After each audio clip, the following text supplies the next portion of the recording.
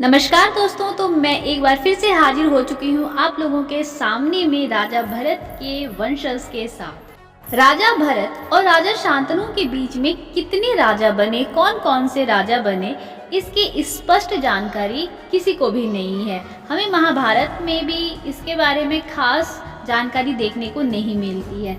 तो मेरे पास कुछ ऐसे राजाओं के नाम हैं जो राजा भरत और शांतनु के बीच के समय में राज किए थे। तो चलिए आज की वीडियो में हम उन्हीं सब के बारे में बात करने वाले हैं।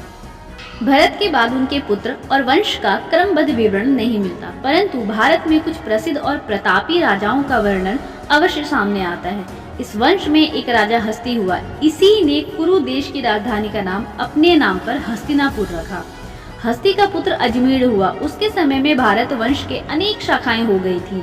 मुख्य शाखा हस्तिनापुर में राज्य करती थी। कुछ अन्य शाखाओं में पांचाल देश में अपनी पृथक शासन स्थापित किया। कुरुक्षेत्र के साथ लगा हुआ गंगा के पूर्व जो प्रदेश है उसी का नाम प्राचीन नाम पांचाल देश था। पांचाल के दो भाग थे, उत्तर पांचाल और दक्षिण पांचाल। उत्तर पांचाल की राजधानी अहिछत्र थी, जिसके भग्नावशेष इस समय बरेली जिले में मौजूद हैं। दक्षिण पांचाल की राजधानी काम्पिल्य थी, जो वर्तमान समय के फारुखाबाद में स्थित है। हस्तिनापुर, अहिछत्र और काम्पिल्य में जो विविध भारतवंशी राज्य स्थापित हुए थे, उनमें आगे चलकर परस्पर युद्ध हुए। हस्तिनापुर के राजा अजमेर के 10 पीढ़ी बाद कुरु देश का राजा संवरण हुआ। उसका समकालीन अहिछत्र का राजा सुदास था। संवरण और सुदास में अनेक युद्ध हुए। अंत में सुदास ने संवरण को उसकी राजधानी हस्तिनापुर में बुरी तरह परास्त किया। इस विजय के बाद सुदास कुरु देश में बहुत आगे तक बढ़ गया था। उसने यमुना तक के प्रदेश को जीतकर अपने अधीन किया। सुदास ने उत्तर पांचाल के पड़ोस में विद्यमान अन्य राज्यों पर भी आक्रमण किए। उसकी विजयों से चिंतित होकर संवरण के नेतृत्व में बहुत से राजा उसके विरुद्ध खड़े हुए। सुदास के विरोधी इस गुट में कुरु, मत्स्य, तुर्वसु, ध्रुयु, शिवी आदि अनेक राजवंशों के राजा हैं। इस युद्ध में भी राजा सुदास की विजय हुई।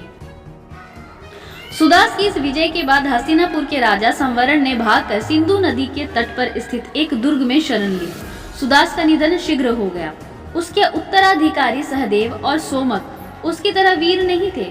उनकी कमजोरियों का लाभ उठाकर संवरण ने फिर अपनी शक्ति संचित की। उसने कुरु देश को फिर से प्राप्त किया। उत्तर पांचाल को भी विजय कर लिया।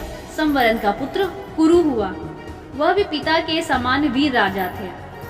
उसने अपना राज्य विस्तार किया। उसी के नाम पर हस्तिनापुर का प्राचीन वंशज कुरु कौरव वंश कहलाया।